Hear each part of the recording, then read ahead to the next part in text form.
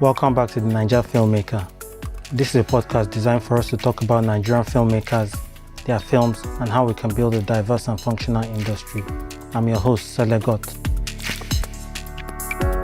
On this episode, my guest is Nathan Shaiyen. He's a creative producer and multi-disciplinary artist.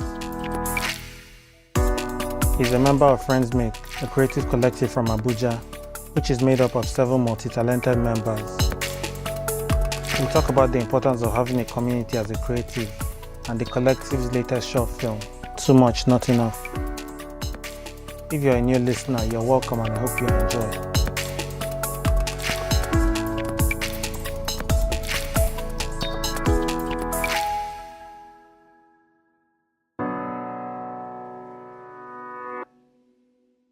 Hi Nathan, welcome to the Naija Filmmaker. Thank you. Thank you for having me. Really appreciate you using your platform to, share, expose, and connect like a lot of creatives too. So thank you for having me. Okay, so should we just do a bit of intros? Yeah. Yeah, for sure, man. For sure. So my own background, I did my undergrad. I went to film school, graduated in 2017, came to Nigeria, and just pretty much stumbled around working on some film projects, like people not rating you. Maybe like 80% of the projects, I didn't get anything. I burnt a lot of money, and I just got fed up. So after 1 year, that was end of November 2018, I got a job, and I'm still in the job, but I've always tried to keep making stuff. So the thing is, me and some friends, we actually started a collective, but we're still doing some kind of structuring and all that. So it's still, it's out there, but not out there. I understand, yeah. Yeah. So like for me, I just got fed up because Nigeria people will use you, For sure, man. Yeah, definitely. And the thing is, at the end of the day, you don't have any credits to your name. You're not learning anything. So they're just using you, not paying you, wasting your life away, that kind of stuff. So I was just like, I'm going to do my stuff. At least I'll have my credits, and it's just to keep holding each other accountable, and then your craft will improve and all that. Yeah, for sure. Yeah. So that's me in a nutshell. There's more to it, but I think in the context of this podcast, just like the surface level, mine's pretty much the same, man. Not that much different. Like I studied abroad too. I studied I studied communication, culture, and media, but my focus is in media production. So just going into so I call myself a creative producer. So it touches a bit of film, it touches a bit of TV, touches a bit of anything production-wise, pretty much, like bringing together, the artistic and like the business side of things together too. So, but in school, like I did a lot of documentaries. Like that was like my go-to thing was documentary filmmaking and just storytelling. And then I graduated 2018, but I didn't come back to Nigeria immediately. I worked for like a year in the US in a creative capacity. As a multimedia specialist doing different things, photography, videography, and I came back August last year. So I've been back for a year. And then since I came back, you said what? I said not long ago. Yeah, man, it's not long ago, man. Still IDGB. but I came back last year, and for me, like I'm kind of somebody who just likes to get my hands dirty, man. Like as soon as I hit the ground, kind of like I just want to work and like get work done too. So, I started going to events, and just kind of like taking pictures at events, because like photography is like my go-to usually. Like I usually have my camera, so I was meeting people, just going to some events and seeing who the creators in Abuja were. Like before I came back, I was already kind of like tracking some people and just kind of like seeing what people were up to and whatnot. Some people were my friends, some people like I hadn't met before.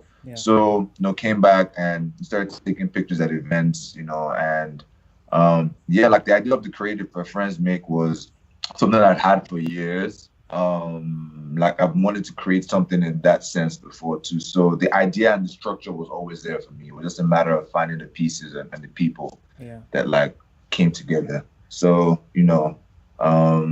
yeah, and then I came back, and then everybody in Friends Make I kind of knew already, like hence the name.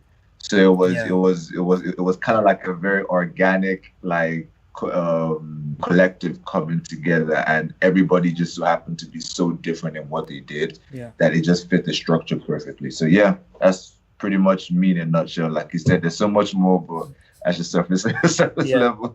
Can you give me an intro of Friends Make? You guys are seven, right? Maybe just brief Yeah, intros of for seven. everybody. With Friends Mix, so when we came together, like I came back, and then Yemi is like a really good friend of mine that I've known for like years. So I linked up with Yemi, and Uzama also is a good friend of mine. To Sharon is like they also like I met up with Yemi and Uzama at like they live in an estate, and we're all just talking, and then I brought up the idea of yo, I have this idea, and Uzama was like, yo, I've actually been thinking about something like this for a while Yeah. too. So and I'm like, that's crazy. Let's get it started. And when we first started, like the big thing was like, we're like, let the ginger not die. It was like a joke, or like a Yes. common thing when like people start things and then ginger dies too. So when we started, Uzama had a shoot he was doing for an exhibition somewhere in Lagos. Yeah. And then all of us also happened to be helping him out on the shoot, like, for his shoot. Like we're modeling for him, and I was just doing behind the scenes like photography and videography for him. So we're already kind of working together without even officially even being friends, mate. Yeah. So right after Was that the Uzama's one shoot, we're all on like, that you guys shot on Jabi Lake? yes, Yeah, that I one. saw Yeah, some pictures. that one showed great. Yeah, yeah, it was that one. So after that, we're just like this just felt just natural. It felt good. Like it didn't feel like too stressed out. So we sat down and talked about it. Originally it was me, Yemi, Uzama, Sule. I met Sule through Yemi because Yemi was like, oh, this is somebody who would be good. So I met Sule like 3 days before we even did like the Jabi Lake shoot. Sharon, and then Ojima, and then it was just 5 of us then. And then we sat down and we're like, Ojima was like, oh, we need more and we kind of joke, we were like, oh, we need more diversity on the team because Ojima was the only girl. And she was like, oh, my sister AJ, is into photography and she's trying to get more into like film kind of stuff too. Yeah. So, and I'm like, oh, I've seen AJ's work. I've not met her personally, but like I know about her. I've seen her work to people that I know. And then it was 6 of us. And then we're like, we need somebody in like PR and marketing and like whatnot. And we're like, why are we thinking too far? Sharon, right? Yeah. So, because Sharon, Yemi, and Uzama live in the same estate, right? Yes, yeah. I live like 2 minutes from them, right? So it was like, this is kind of like we're too close together too. So Yemi is a motion designer and an art director. He does a lot of what I call like motion graphics, with cinema 4D. Does a lot of art direction too. When it comes to look and feel of like films, coming to like the lighting and like all that kind of stuff. Uzama is he calls himself a creative technologist. He does a lot of things from visual art, does a lot of photo manipulation to tell stories and convey the certain ideas and themes that he has. But he also is a coder too at the same time. He codes a lot of websites for people, and he tries to make them like have like a really good experience too. So he's this fusion between visual arts and technology. Ojima is an illustrator. She's done a lot of work. Like she's done work for, I think, New Yorker. She's done a lot of work for like different like people, like illustrations too. So like that's where like her basis. So most of like the Friends Make illustration, like Ojima did all of that. That was all Ojima's work pretty much. Sule is a writer and a director. He's a screenwriter and a director. So he's very good writer. He recently worked on a film. Him and Yemi worked on a film in Lagos last year, 2 years ago, that they're still working on and trying to like fine tune that he wrote and directed.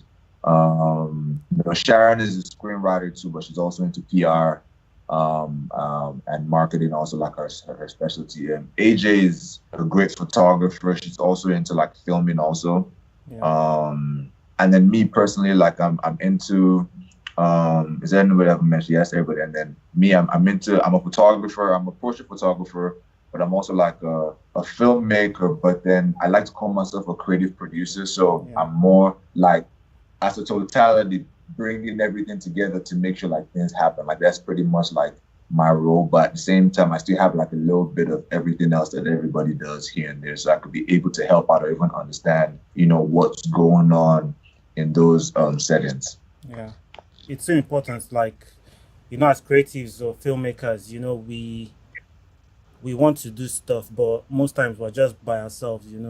Um, Facts. by having this community, they hold you accountable. They are there to support you, and most Yeah. times, it's a tricky conversation when you're trying to get something done. You find people that you're not so close with, and you might need to pay them, and then it's a whole tricky conversation and Yeah. very complex Yeah. to navigate. But Yeah. having this community, whether it's friends or just collaborators, and knowing that they have your back, they are going to give their best, is just Yeah. yeah, it's reassuring. Yeah. Yeah. So what we say is friends make, what is you guys' main interest? Like, what do you guys hope to achieve? Like the biggest interest for us is anything video related, film related right now. And that could take any form pretty much. It's us still kind of exploring different parts. And granted, everybody does different things. So when we work on, for example, like this first project that we worked on, there's so many different parts to it, and we joke about it, but like everybody's hand touched the film. Yeah.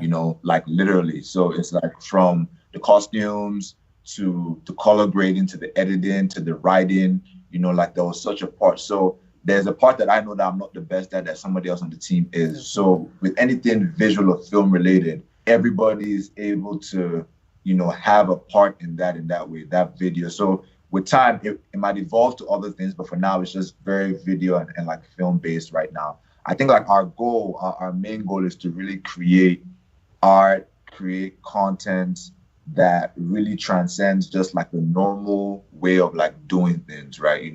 The whole idea that you have to do something like a certain way. So we want to take it and like just flip it around, and it really appealed to us, one, as youth, two, as a collective in Abuja, really appealed to like the Abuja creatives, that there's so much that we can do. Yeah. And then also on a larger scale, just like as Nigerians, and Africans, like what we can create within the continent and the country that could still be of substance and quality too. So like I think that's like the bigger goal for us pretty much right now. And in everything that we do, like we want to make, like the two big things for us is, we don't compromise on quality no matter what it is. Like that's that's one of the big things for us. And two is planning.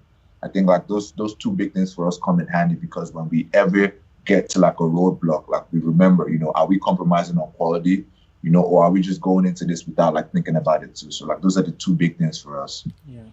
So you guys consider yourselves as a creative collective. Can you explain that further? Okay.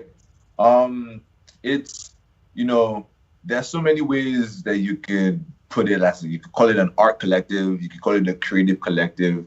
But what it boils down to literally for us, it's just like friends, who are together just making art, making content, making films, making videos. That's what it boils down to on the simplest of basis, right? Yeah. In those terms. So what it entails is, obviously there are going to be a lot of projects that we work on that we're all going to collaborate. So in the sense where it's like with friends make projects, we know that within ourselves, we have all the necessary skill sets to carry out a project in-house, right? Yeah. Equipment wise, also within ourselves, like we share equipment within ourselves also too. So like that's another big thing that we have within ourselves. Yeah. And the third thing is individually, when we want to work on projects, like we're helping each other out. Like I know that with Uzoma does a lot of photo manipulation, and I end up taking the pictures for that, right? Or he needs some work done. He might talk to a Jima, or Sule needs somebody to edit something like I edited, or like somebody needs somebody to shoot something, AJ is shooting it. So like there's always that within ourselves. So keeping that strong bond is always good. Also the fact that we share equipment within ourselves, which is a big thing, within me, Sule, AJ, like we have equipment that we could use within just ourselves without ever renting too much or spending too much money to rent, which is a big thing for creatives, you know. Yeah. Like when we want to do jobs or you know, and we're running helter skelter to find lights, or like, you know, because sometimes owning this equipment is not like the best thing for you if you're not like doing jobs like often enough to like, you know, get the money, right? So like recently I worked on a documentary for somebody, and I used like my camera, but then I needed like a lens. So like AJ had, and we so happened to use the same camera for video, right? So like she had like a lens that I could borrow. So I just went over to a place, got the lens. Uzama had a tripod that like I needed to use, got the tripod. This person had this, like I have my kit ready to go. And when I'm done, you know, and then again, it's also that trust of building between people, because sometimes you don't want to just give anybody your equipment. Yeah. You don't want to give anybody your equipment too. Yeah. So within, I think what it means to, and to answer the collective is pretty much just helping each other out. I think like that's really, really what it is, because you kind of like brought it up earlier, like, you know, trying to do things individually sometimes, you know, is tasking, you know, like you do need a team, especially when the ideas that you have, you know, and you want to like carry them out, like you find out very quick that you're going to need, you know, a team. And, you know, with anything that I ever work on, like the core team is going to revolve around these guys, like even if it's going to scale up to a bigger team, but the core of whatever I'm going to do is going to revolve around the people that I'm working with and like friends or people that I'm close with. So yeah, it totally makes sense. You know, there are more benefits than drawbacks. Like with a collective, you just expand your network. Let's say you know 10 people. If you guys are 7, you probably have 70 people to reach out to and kind of make sure this thing comes together. And also with the equipment thing, you know, you mentioned that there's like bare minimum, there's a standard, and you're not going below that, you know. So you know, having these people around, because I mean the truth is most people that rent equipment is just like, it's like they want to make their money in one day, you know. So yeah, facts. Yeah, it's crazy. Yeah, I mean, I'm having traumatic recollections. PTSD. Yeah. How many projects have you worked on so far? So right now we've worked on one, which is the Too Much Not Enough. Do you want me to go like talk about it like a little bit? Yeah, you can do that. Yeah. So before, like, I'll just backtrack like a little bit. When we first started, like we drew out like a bunch of projects that we wanted to work on. All of us just brought in different ideas, and we just kind of picked one that we kind of like, and we ranked. So we have like a way that we rank like our projects based off of feasibility, based off of time, based off of, you know, money also. So, you know, we have this ranking system where it's like, you know, like a 3 is like, you know, a longer based project, you know, longer time, a bit money to go into it, maybe a larger team. So when we started, we're like, do we want to work on that like off the top, you know? Or 1 is like very quick project, could be done within a week, doesn't need too much, might not need every single one of us working on it. A 2 is like a medium-sized project, you know, might take like a month or 2 to like work on. So we're like, let's go for a medium-sized project. And we had like a couple. So we chose this Too Much Not Enough, which was an idea by Uzoma that he had. And he talked to us about it actually prior to even us making Friends Mix. So it was already kind of in our heads already, kind of like, oh, this is something that would be cool to work on. Yeah. So once he brought that idea up, we're like, let's definitely do this. And so when that came, when we just sat down and planned through it, like, you know, more logistics, and that's kind of like a lot of like me, you know, but at the same time, like, you know, getting everybody's input as to like what works. So like, you know, I'm sitting down and I'm planning out the logistics of how everything is going to play out from when we start shooting to when we finish, you know, so the pre-production to the production to the post-production. And it was things like, you know, Uzama and Ojima figuring out, you know, what the costumes are going to be like, you know, what kind of like tone do they want. There's like Sule and Sharon writing like the script of what we wanted it to like be like, you know. Me and Yemi and AJ working on like what equipment are we going to use to like shoot this, because we're like more like the technical people. And then, you know, we're just then after bringing everything together, we're like, all right, you know, this is how we're going to shoot this. You know, first of all was finding who we wanted to use to play the people. Uzama already known Adana. A couple of us already knew Adana already as friends, and he was really like, he wants Adana to be in this. Like, he had a picture of Adana being in this, and then it was like a second person, like, who are we going to use? And then I'm like, Brume. Like, I met Brume not too long ago, and I'm like, he might fit the role. Like, he's like, I think like he might be the right person. So we talked to Brume about it. It was down, you know.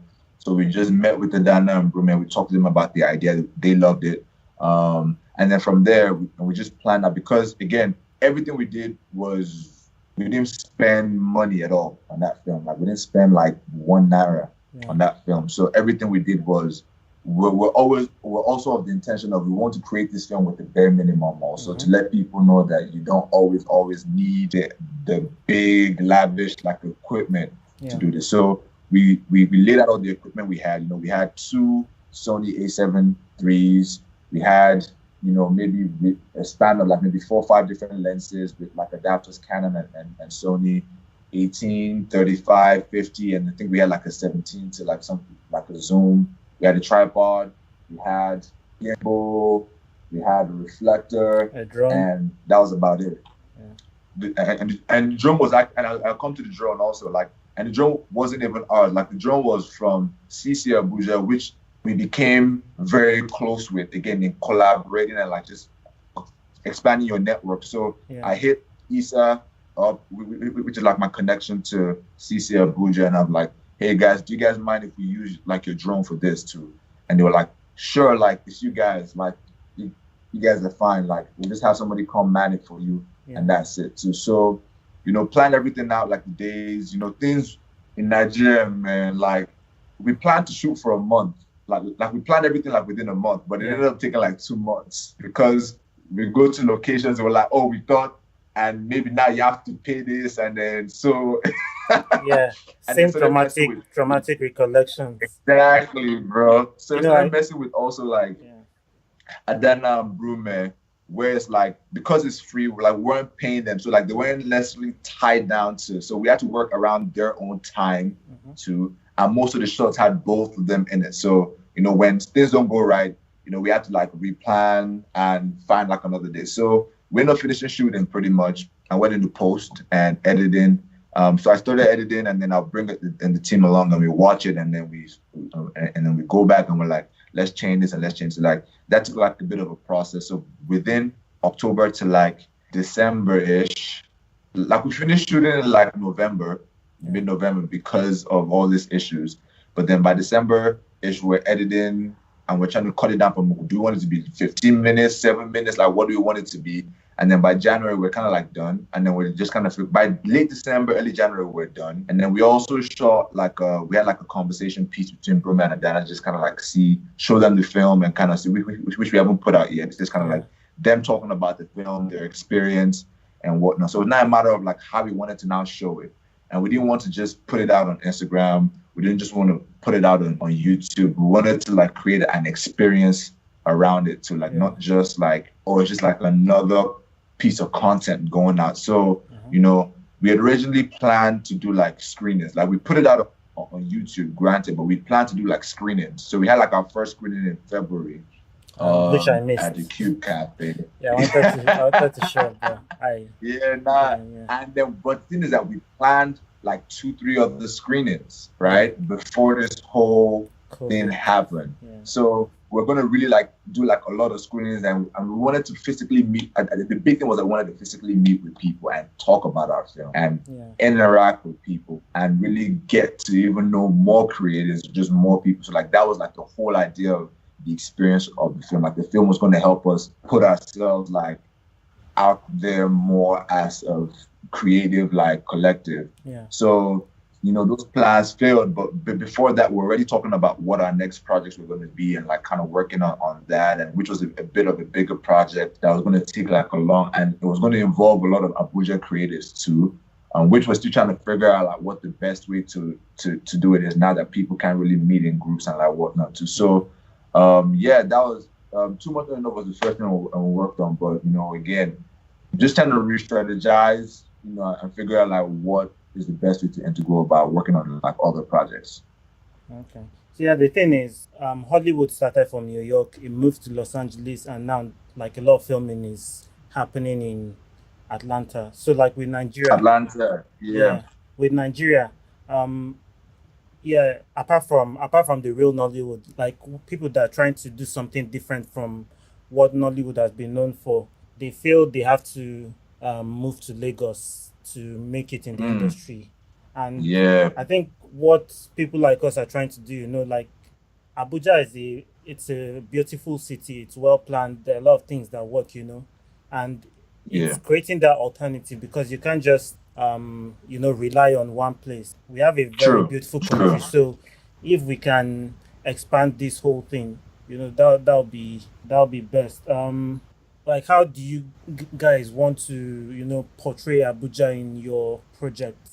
I feel first of all, like you talked about, like the beauty, like we did a lot of location scouting before. Too much, not enough. Uzama now every once in a while we go around places and look because he shoots like a lot. So like we go around places and just look at locations and every day, man, we're coming up with new places all over the place. Like there's so many places. So first of all, capturing that, like come to Abuja to shoot. Like there's so much, within Abuja to shoot. Another thing that we're doing was when we meet, we had two meetings every week, and our Sunday meetings would be like a bigger, longer meeting for planning and like going through like what's been happening. Our Wednesday meeting were kind of like a quick stand-up meetings. So like we're meeting like different restaurants to kind of like create relationships with whoever owns it. So in case like we needed to like shoot somewhere, so we would go to somebody was like, oh, let's try this restaurant out. Like we go out, we talk to the person, tell them who we are. And this is even before the film started. So like we started creating these relationships too, with people telling them, oh, just so you know, someday we might come here and come film. And the person like, oh, that's cool. Just let us know. Let's talk about it. So even as far as locations, apart from just outside, but indoor locations too, there are a lot of good places to shoot. There are people who are definitely open to working with creatives. I think it's known. I think a lot of people, obviously in Nigeria, people want money, right? You have to pay before you. But again, it's also how you talk to people and this is where, as creators, most times, like we just want to create. Like we don't want to really. A lot of people don't want to think about like the business administrative part of things, which is understandable. And on the team, I think like we've come to that conclusion. Like not everybody wants to do that, right? So like certain of us in the team do more of that too. Whereas we go around and like we kind of like say, all right, I'll talk to this person. No, let's see what that person says. Let's parlay. Oh, the team says this. All right, this is what the team said. People, like, what do you guys think? They're like, all right. So just kind of like also knowing everybody's strong points, but at the same time, I think what we're trying to capture also is the talent in Abuja itself, right? I think I was telling Uzama this recently that Lagos is already established, right? And Abuja has this very kind of up and coming, started up kind of feel, right? And the moment that we take that idea in terms of not just like film, but entertainment, music in general, right? There's this really startup-y kind of upcoming feel in the city that everybody still kind of like follows. But when you start doing things that set you apart, people's perception changes, right? And that's what like I want to like happen is when we start doing things, people's perception change about Abuja in the sense of it's an up and coming. It's like you only go there to like start and then you move out, right? Like I want that to change, but then also I want people to also know within Abuja that they could portray themselves or create in a way that makes them seem like they're as good or even better than people anywhere else in the country. That their peers, their contemporaries, they're like the competition too. So it doesn't seem like you have to go to Lagos to make it. You have to go to Lagos to get exactly what you want. These cool shots, like you have to go to Lagos to meet like the right people. And granted, yes, Lagos is like the hot spot. Obviously, like it has a lot of businesses there, but at the same time, there's a lot of untouched potential in Abuja that that we still need to explore in here too. Yeah, I guess that's what groups like you guys, CC Abuja, are trying to do. Yeah, definitely. Abuja it holds a lot of promise. Yeah. Yeah. And even with CC Abuja, just sorry to cut you short. Like when I came back, CC Abuja was my link to meeting a lot of other Abuja creators when I first came back. It was like it made it so much easier. Like every time I go to an event, like I met somebody new. Every time I met Brume at the CC Abuja event, right? Like, you know, I met Sule at the CC Abuja event. So it was kind of like these things of like, they are kind of pushing like this creative culture, like their name implies, in Abuja, you know, in so many different ways that it's not just, it has to be a creative job, right? It's like just like hangouts, meetups, you know, little small things like here and there, you know, and it might not seem like a lot to a lot of people, but like those little things are very, very, very helpful. Like over time, like they've started building such a big, vast network that they could reach out to and even connect other people, you know, too, within that network too. So like, yeah, big shout out to CC Abuja. I think, you know, there's, first of all, working with a lot of creatives itself could have its disadvantages, it could have its advantages. And, you know, one thing people also need to consider is it's so many different people that have so many different opinions that you're trying to work with together a lot of the time. And no matter how well all the machine is, sometimes you're going to have those like, you know, friction. I wouldn't call it friction, but like difference of opinions here and there, right?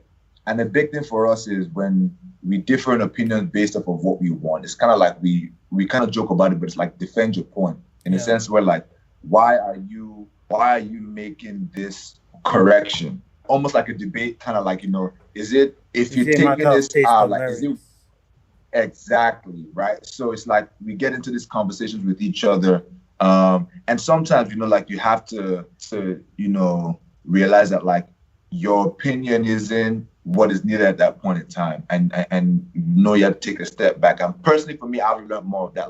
Like even going through the group is, you know, sometimes, you know, I'm not needed to talk, right? Like sometimes I just need to listen. Sometimes I just don't need to be here. Like sometimes it's not my opinion. Sometimes I don't even need to say anything, you know, like people are saying it too. So, and also making sure that everybody feels heard, you know, not in the sense where like everything they say is always going to be carried out, but like making sure that everybody feels heard and people's opinions are respected no matter what. And I think within ourselves, we have that respect, you know, we have that understanding because we don't want to ever put anything that's like under par. So there's a, obviously like there's a little bit of us being friends that helps out, but then as professionals also, I think like there's that part where it's like when it comes to what needs to get done, like everybody understands that like there's a respect factor to it, but there's also like a factor of, you know, if it's not going to work and if it's not based on like, if it's just taste, then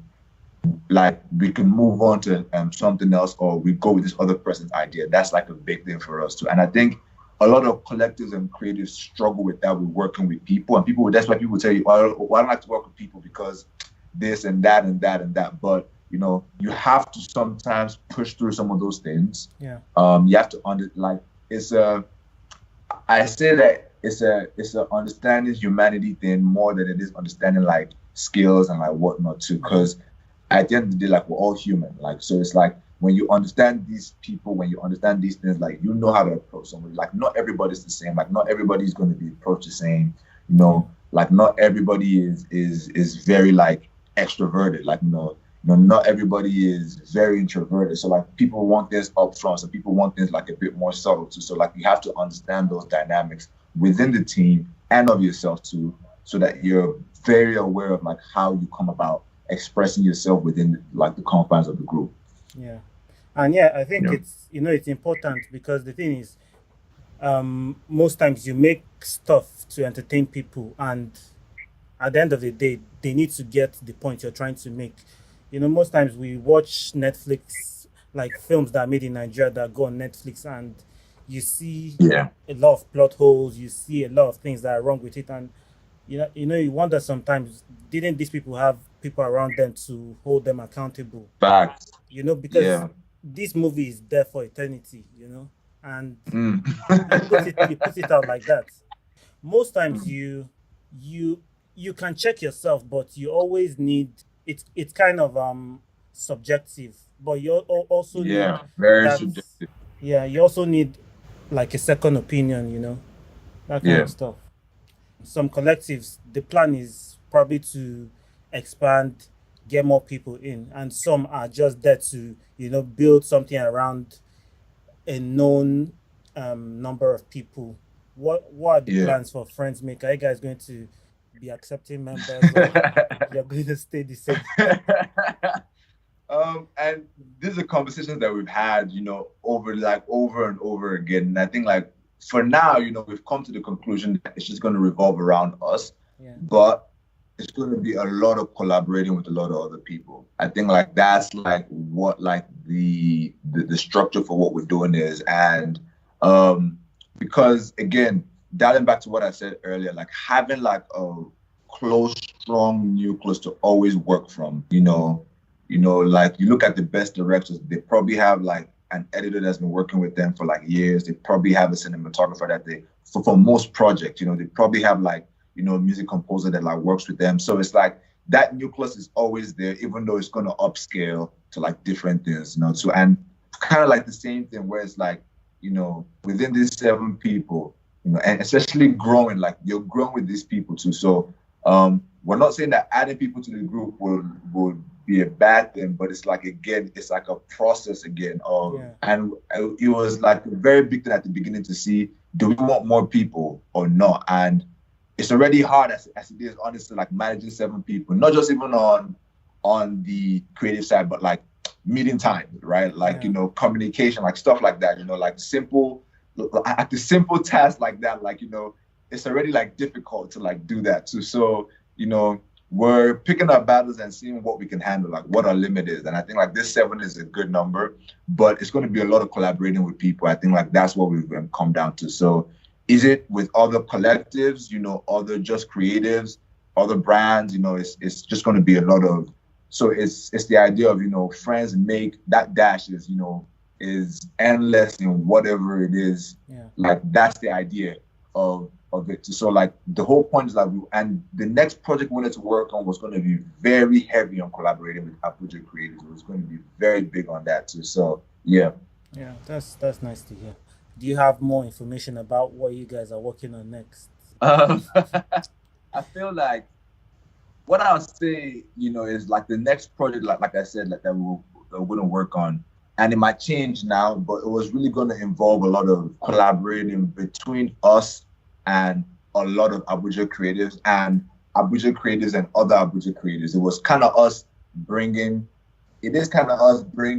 like being a catalyst to like foster collaboration. And it doesn't always have to be in a collective. It could be a collaboration between, just 2 different people doing 2 different things. So like that's pretty much like what we're trying to create the experience or the environment of being able to bring creatives together in some sort of way. And it was going to be like an ongoing thing, not just like a one-time thing. So this is going to be like a project that's going to be a lot like longer and like going for us with that. Other smaller things, they're possible, little films here and there that we thought about working on.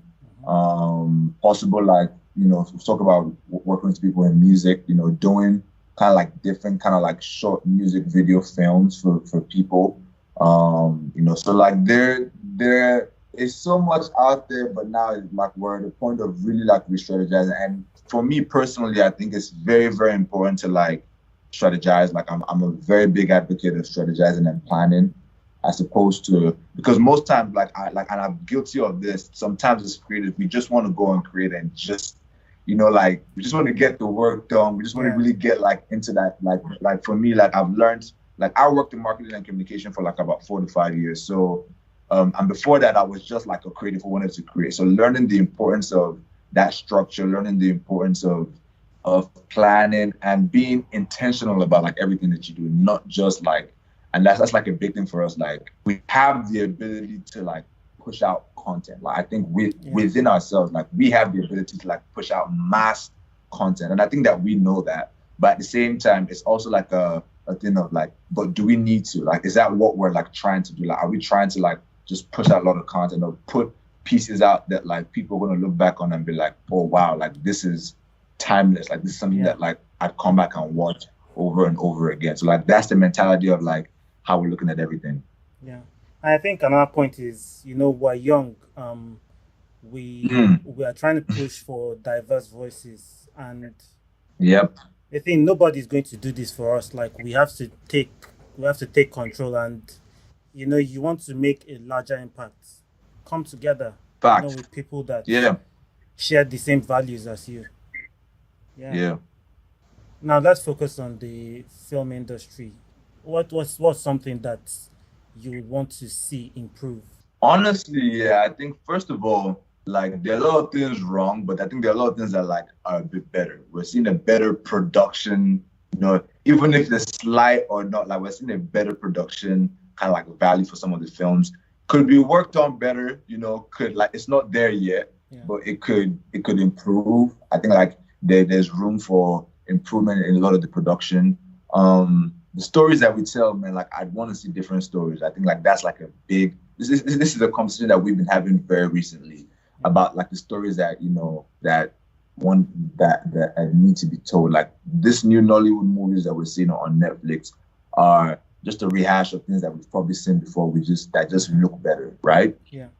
So one, like the stories that we tell, that appeal to the young ones too. Like we have like a younger generation that's coming up that appeal to their generation, like their feel, and not also taking like Western ideas and trying to make them work in a Nigerian setting. Like I think that's like a big thing for us, is really focusing on what we have here and trying to tell the stories that we have, which is countless different stories. It's not the same, stories that like we see. Like I want to see different stories. We want to see like stories that you can connect to, like as a young Nigerian at this point, that you can look back and be like, oh yeah, it feels nostalgic watching this film now because I lived through this time, I lived through this moment, things like even, just like films about like biopics about like our heroes, like people that, that we grew up knowing, people that like we grew up loving, like a lot more of those. I know like for me, I'm big on documentaries. So like personally, I love to see documentaries about the Civil War, but I know like how touchy that is too in Nigeria too. A lot of people are still alive, so it's touchy. Exactly. So, but again, like, like you have to, I'm a big advocate of ruffling feathers, like, really coming in. And a lot of people in the group feel that way, like we're all really about, the same kind of thing, like, more, for the most part, morally, ethically, artistically, for the most part. So like we're very about coming in and like, we want to cause disruption in some way, like you have to ruffle, like, and some of these projects and some of the things that they were thinking of in a way, like we're thinking about it from that aspect of, breaking the mold and really like just doing things that, people have shied away from, doing things that, people might not think about. And also like, just telling stories that really resonate with us. Cause like you said, like it's our job to really, really take this responsibility. Like nobody else, like the government is not going to help us. Obviously, like, like private companies are here to just make money. Right. So, they could give money to somebody who is doing something in their own interest. It doesn't mean that it's going to be the best thing, but like, hence all these Netflix films, like they will give money to somebody, like mad amounts of money to just go and make a film, and is making the same film that they made. Imagine if Netflix is giving that money to, small time indie filmmakers like us to be able, not even all of it, just like even like a fraction of it, to be able to like create these stories. And because we're living through all this, and like we're the ones really experiencing like a lot of what's going on in Nigeria now, like the good, everybody, but like we feel the brunt of it like the most right now too. So there are a lot of stories to be told and a lot of voices to be heard, bro. Like I think like that's like the big thing. And the thing is, we're already winning on the global scene with our music, and can't wait for our films to do the same, because we have the potential to even surpass all expectations. Definitely. I just had one more. I had a couple questions for you. Like for you, like how do you feel like from what you've been working like? So you've been back for how long now? I've been back for like 3 years. 3 years. So in that 3 years for you, like I know you said that it's kind of like up and down, and like just being in Nigeria. But like, what has been the plus side for you in those 3 years, and seeing how things have changed, or just generally like that, like the whole landscape of the Nigerian film industry? So yeah, it's been tricky because like when I came back, I had a whole year. I didn't really go out, so I wasn't networking with people. So like I just stayed at home, nothing to do outside, that kind of stuff. I Yeah. got this job, so the job involved like traveling out of Abuja sometimes. So this kind of thing, like you want to do something, they tell you you have to travel. So it's kind of been Mm. about balancing these two parts of me. But with the industry, I think yeah, we could do a lot more better. You know, I talked to somebody and they said this is not an industry, like we're just a group of hustlers, you know. Everybody is Mm. looking out for Mm. themselves because Yeah. you know the guilds are supposed to be looking out for the interest of their members, but m- Yeah. most times they're all about politicking, you know, and Yeah. yeah, we really need to come together because just the same way you might go to pitch for a project. If you go by yourself, then let's say I come after you and I come with my team. Like people always kind of trust more than one person. There's Mm. that trust that they have with a group of people, and we can achieve a lot. You know, I think people should really take responsibility. Even all Mm. the big players that are there right now, everybody's just for themselves. We need to sort out the whole value chain of how we want Mm. to be making money from our things, because the way economics works is, you know, demand and supply. Something is created, there's a demand for it, then somebody supplies it, and money keeps changing hands. With the film industry, when people employ young filmmakers to work on their projects and they don't give them anything, this could be potential Christopher Nolan's, Quentin Tarantino, but because there's no monetary exchange, you know, these people are pushed to the wall, and at the end of the day, they have to Fact. sacrifice their dreams and get the paycheck, you know, and we have lost out on what could have been. So I think we Fact. really need to be honest with ourselves. Like, yes, you want value from somebody, pay them. That's how money changes hands, and that's how the And, whole ripple effect and thing is like it's not happens. like the money is not there. The money is there. It's just greed. I want it to myself, me alone. Fact. Yeah, And I think like it's also like you said, like the value, like I think the work itself is not like it's not valid. Like they see that something where it's like, oh, it's just video, right? It's just pictures. yeah, Or like they don't really see the importance of these things yet. So like that idea of even because most times like for me, I believe in paying for value than even for time. Like rather for value than time. Because yeah, if somebody is coming to do something for you, especially in a media setting, then the person is good at what they do. Like you're really paying for the person's value, not their time at that point in like at that period. Because yeah, like you know, like no amount of time is like it's the value of the work. You know, whether it be in 2 minutes or 3 days, right? Like it's the value of the work that you're gonna get. So yeah, and last question I had was for you, like what would you call yourself like? Because I know a lot of people call themselves filmmakers, but like it might encompass like a lot, you know, within yeah. that. So what are you like a camera operator? Are you director? Like what? So so I'll start from producing. In film school, I was a very good producer. Like for me, it works. You know, like most times I like to handle that myself until I find somebody I can hand over all this Trust and then trust, you yeah, know. yeah. But I primarily call myself a director and Okay. a director of photography. At some point, I might call myself a colorist. At some point, I might call myself a VFX artist. But the thing Okay. is, you have to survive. You have to make your dreams come true. Like, if you don't So you have the have to touch money a to little bit pay here and there. people or they can't see your vision, you have to do that yourself. And you know, sometimes Right. people say, "Oh, you know, you're jack of all trades," but that's not even the full code. Exactly. Yes. Especially in today's world, you can't just do one thing. Doing one thing is boring, you know. It is, bro. Yeah, And it might not even get you where you need to go fast.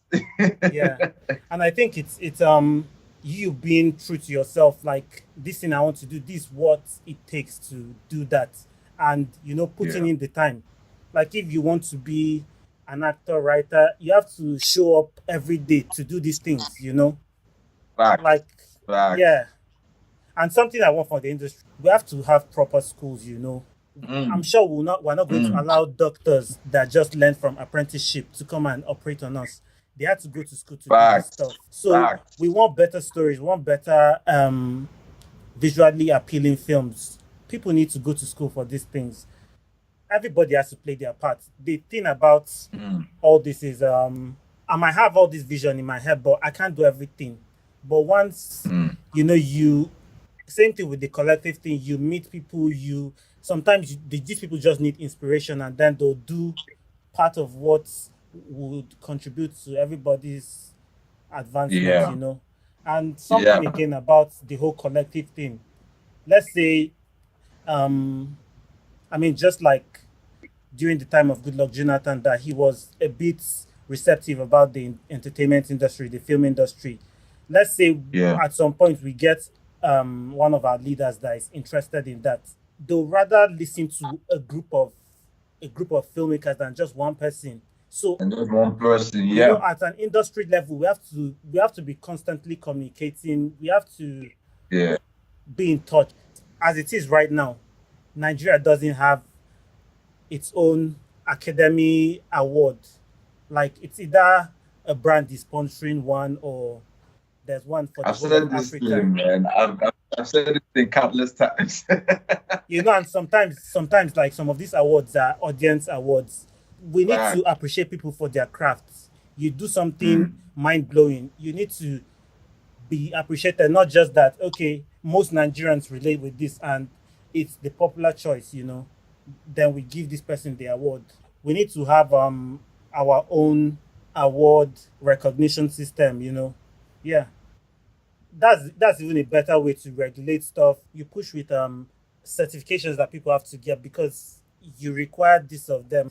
Like how, you know, they have like the ACE, like the PGA, you know, like being able to, and it's just like having that, you know, that this person is at a certain level of their craft, they're at a certain level in this industry, and you know, not just even just the respect that like comes with it, but even just like the idea of letting people know that this is a profession. It's just not just like a hobby. I think people have this idea that it's just like, oh, it's just a hobby. Like this is a profession. Like the same way you go get certification for coding, certification for economics and like in business, like it's the same way you get certification for producing, for cinematography, for editing. So it's like having those things and having people have them too is like a big thing too. Yeah. Because like you were saying also, like a lot of like the films in Nollywood, like you see a lot of the mistakes, and it's not that like it's mistakes because,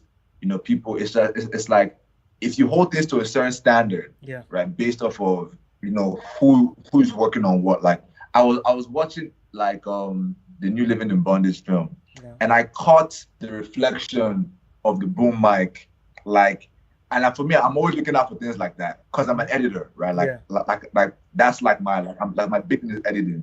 So I'm always looking for those. So I catch the reflection of the boom mic in like something that's reflecting like behind this guy, and it's there for like a good 30 seconds, maybe 45 seconds, and I'm like, even if that happens, like there's so many ways to remove this, but it's like, you mean to tell me that like a big film like this went through the production phase, on set nobody cut it, and then like things like and that they have their happen, big but it's monitors, like, but then it's like, exactly, right? And then you then come to, you know, post-production, and then still nobody catches it, and it's gone through so many vetting processes, hopefully it has, you know, to get to the point of saying, yes, this is a go, but like that is still in there. It's like little things like that like, you know, if you have certain standards, it's something that will never happen, right? And the thing is, let's say you're finished shooting the film, there's no money. This thing is all about relationships. Same way you guys are coming together to do stuff, and it's about having this common value, you know, because the thing is, when there was money, when we're shooting this project, I paid you, like, so I'm in this tricky situation, can you help me out? And at the end of the day, we're going to be proud of this thing we have made. Do the project, yeah.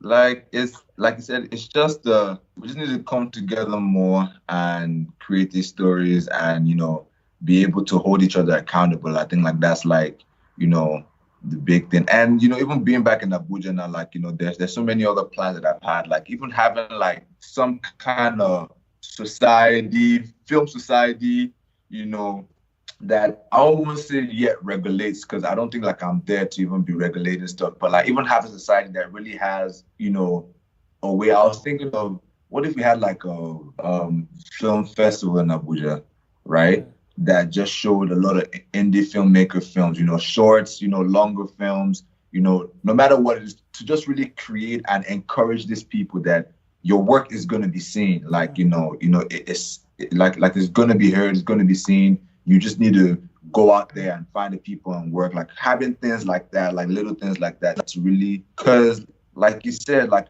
at the end of the day, again, we have to do these things for ourselves. Like the government wants to come in after and capitalize. Like they want to come in like, oh, the private, like these people are doing this now. Let's see how we could use this to like help our image better. The private companies are coming in like, oh, we can sell our brand more if we give them money and tell them just show, what's it called, Coke in every shot, or just show Martina in every shot, like, so. Yeah. The thing is, maybe somebody listening to this podcast will start a festival. Maybe one of us will start it, That's why having these conversations in the first place is important. Yeah, with the festivals, there are some festivals that in Abuja. There's the Abuja International Film Festival. There's Zuma. I think Zuma is government controlled. You don't just make stuff to keep it on your hard drive and say I made this. People need to see. That's the fine. It has to go full circle, Facts. Yeah. Facts. Yeah. And I've heard about the Abuja Film Festival actually. Like I've heard about it, but how I even heard about it was not like, it wasn't like a big publicized thing. It was through somebody mistakenly met them at Silverbird and then called me like, did you know this was happening? And I was like, I had no idea. It's one thing to make something. You have to go there. It's your responsibility to go out there and, tell people that this thing is here. Thanks for coming on the podcast. Thanks for having me again. Definitely great conversations that we had. And hopefully people can listen to this and, want to collaborate with Friends Make. And, you could reach us on Instagram at friendsmake.co. DM us, our short film, Too Much Not Enough, is just out right now on YouTube. So check that out, share it. And again, thanks for having me. Appreciate it. We have come to the end of this episode. Please remember to leave a rating and a review. You can send in your questions and feedback on social media. Follow me on Instagram and Twitter at SelectGovFilm, and the podcast also on Instagram and Twitter at the Naija Film Pod.